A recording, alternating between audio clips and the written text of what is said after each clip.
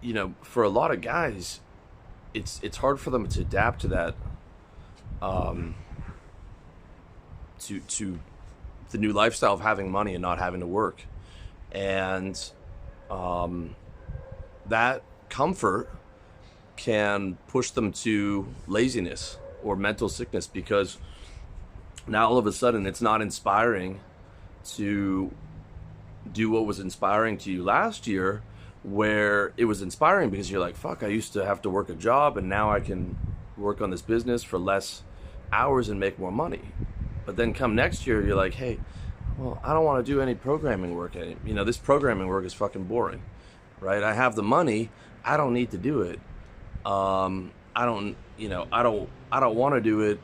And now we're in a bad place because we're uninspired and we're lazy and our business is sick and our mental health is sick, if that makes sense. So what that means is that you need to delegate that work to other people, and you need to fire those clients or fire those employees, and you need to accept that, like, hey, you know, this is where I'm at now. The stuff that was inspiring me before isn't inspiring me now. I got to find the next thing, and that's okay. I don't have to whip myself with this middle class work ethic and then whip myself for being lazy. No, I need to delegate this stuff. You know, as I was saying to my programming client, I was like, dude, I need you to stop thinking about yourself as a programmer. You need to think about yourself as an entrepreneur. I don't want you doing any programming work by the end of the year. I want it all outsourced. You know, we've got 3 developers on the pipeline, and I said I want them maxed out. I want them each having 40 hours of work a week. Once we max them out, we're going to hire another guy. And literally, all I want you to do is sit there on the phone, closing deals. Second you close it, push it off to one of your developers, right, until he's maxed out. And then we do that with the next guy and the next guy. And then all you do is manage those guys, make sure projects are going well, and manage the clients. And if they're problem clients, we fire them, okay? Because if you're worried about firing a client, it means you don't have a good system. It means you don't have enough leads coming through, and means your conversion process of closing leads is not good enough. So if you're worried about firing a client, that should tell you that there's fundamental structural issues in your business that you need to fix. And it would be much better for you to fire that client, free up some time, and be able to fix those issues. Even if that means, you know, hey, you need to start upping your advertising spend.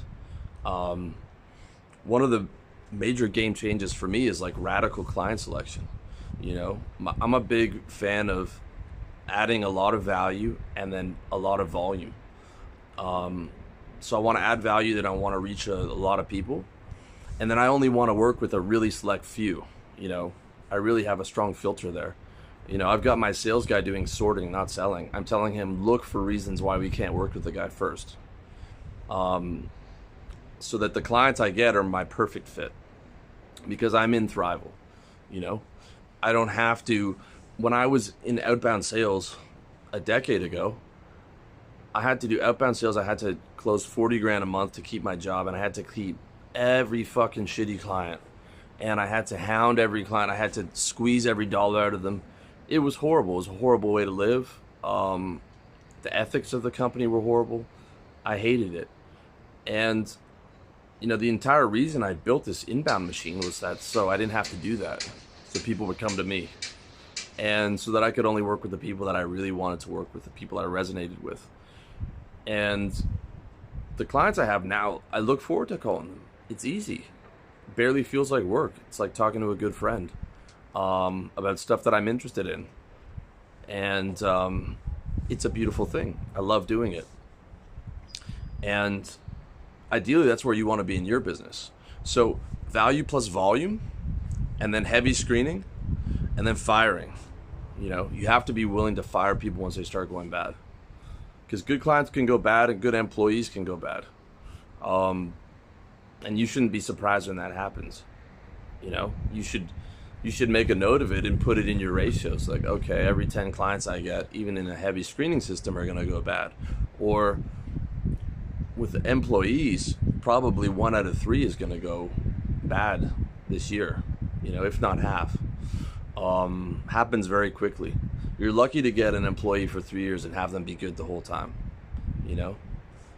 And if they are good, you know, there's a good chance they're going to leave and do their own thing. So recognize that, but recognize when you're lazy, it's because of pain. And then what's the source of that pain? Why am I sick? Why am I mentally unhealthy here? Who's causing it? Almost always it's who? Almost always the pain in your life. Some other human, unless it's like physical sickness, some other human's causing it. Think about that for a second.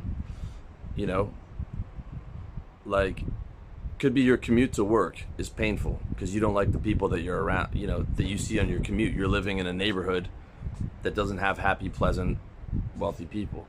And then once you get to the commute, you don't like the people in your office. You don't like half your employees. You don't like, if you're in a co-working space, you don't like the other people in the co-working space. They're stressing you out. So now that's a negative environment. And you don't like half your clients because you took them on because you felt like you needed money. And you felt like you needed money because you didn't really believe in yourself, and you didn't really think that, you know, you're selling a life raft to people who are drowning, or you're selling something that's super valuable. So maybe you needed to work and you didn't have enough leads. So you're like, okay, I'm not fully convinced my product's like insanely valuable and that I'm the best at what I do, and I'm too pushy to spend money on advertising, so I don't have enough leads, right? And then what that does is it creates a system of pain where, and you weren't willing to fire the employees because you didn't want to hire and fire a bunch of people, and you were trying to build an empire instead of a lifestyle business. You know, you're trying to manage 15 people instead of building a lifestyle business with no more than 3 people, aiming for no more than 3 million in revenue, because that's about as much as you can get in a lifestyle business. Being able to pay those 3 employees 6 figures so that you keep the best people and you give them every reason to stay and as little reasons to leave as possible, whether to start their own business or to work for someone else. You make it very comfortable for them, for the people that are consistent and reliable. You fire the shit clients, you fire the shit employees, you leave the shit co-working space, you either work from home or you rent a place that's 2 or 3 times as expensive in a nice, wealthy neighborhood around pleasant people who look happy, and you get rid of those garbage clients. And you take money out of your savings and spend it on ads. Because what's money in your savings? Well, money in your savings is saying like, I need this in case of an emergency or whatever. Well, what it's really saying is like, I don't really believe too much in my business, you know? Because pretty much everybody, Jeff Bezos, Steve Jobs, all those guys were all one business and all had all their money in it. Okay, now I'm not saying you should put all your money in your business. I think you should keep 100K across multiple currencies for whatever comes up. For example, the pandemic that happened, you know, those of you guys who listened to that advice probably felt a lot more comfortable than you guys who didn't. But everything else you're trying to put into that business, you know, until you can get it to maybe doing 7 figures, then you might have to put it into some other vehicles that are more passive. Okay, I'm not a big fan of those multiple streams of income until you really max out the first one. You know, but can you throw more money into ads? Can you take that savings and put it into hiring more people? And if you could do that, would you not feel lazy anymore? Would you feel inspired? Would you start to see like rapid growth again? Because for an entrepreneur, passion for what you're doing and speed of progress are what makes you happy. When you're feeling lazy, it's because you're unhappy. And if you're unhappy, it's because progress is stalled. You're starting to see neutral or going down, and you know your business is sick. And passion stalled because you're bored of what you're doing. What you're doing is painful. So you either need to stop doing those activities in your business, fire those clients, fire the employees, or delegate those, you know, certain activities that you don't want to do anymore, or all of the above. And the price to pay for that could very well be financial. Could be taking money from savings and putting it into new employees, more ads, new business services. I think I pay like 10 business services a month. but I love paying those people. I love not doing that shit. You know, totally worth it. Second, I do this course and community, I'm throwing a ton of money into ads. All the ads are going to be to you, by the way, to guys who already have watched my stuff. I'm not going to do any cold traffic, you know. So that's the way you got to be thinking, man. If you're feeling lazy, it's because you're unhappy. If you're feeling unhappy, it's because you're bored and you're in pain, and it's okay. Okay, the middle class work ethic that got you to where you are right now isn't going to get you to those next levels of entrepreneurship. You need to start thinking like an aristocrat in a way about who can I pay to handle this shit for me? How can I not be doing this stuff? As I said to my client, I was like, bro, you got to stop doing programming. That sounds terrible. Like, awful.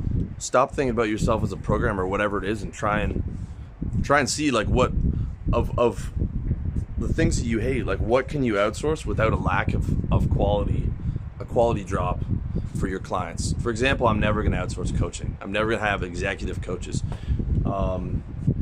You know, if you're looking to buy coaching and you're looking to buy from someone who's not me, don't buy from guys who have executive coaches. There's no way those guys are as good as the lead guy who started the business and the master of it. No fucking way. You know, a guy who takes 15 years to develop a skill set, which is what the best guys have, there's no way he's going to be able to train someone that in a year.